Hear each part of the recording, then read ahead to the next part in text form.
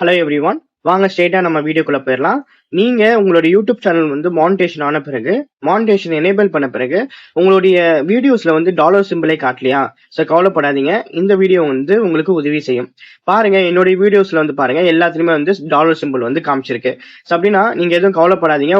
உங்களுடைய வீடியோஸ்ல வரல அப்படின்னா, இது ஒரு சின்ன ஒரு செட்டிங்ஸ் தான். அதை சேஞ்ச் பண்ணீங்கன்னா உங்களுக்கும் உங்களுடைய வீடியோஸ்லயும் இந்த மாதிரி டாலர் சிம்பிள் வந்து காட்டும். ஓகேங்களா? ஸோ வாங்க வீடியோக்குள்ள போலாம். ஃபர்ஸ்ட் யூடியூப் ஸ்டுடியோ ஓப்பன் பண்ணிக்கோங்க.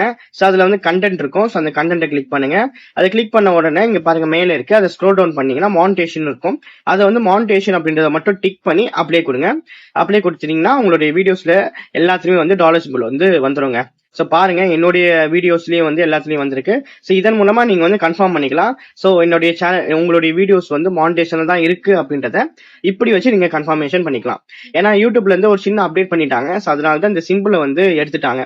ஸோ நான் சொன்ன மாதிரி இந்த ஸ்டெப்பை நீங்க ஃபாலோ பண்ணீங்கன்னா உங்களுடைய எல்லா வீடியோஸ்லயும் இந்த சிம்பிள் வரும். ஸோ இதன் மூலமா நீங்க கன்ஃபார்ம் பண்ணிக்கலாம் உங்களுடைய வீடியோஸ் வந்து மானிட்டேஷன்ல தான் இருக்கு அப்படின்னு. ஸோ தேங்க்ஸ் ஃபார் வாட்சிங்.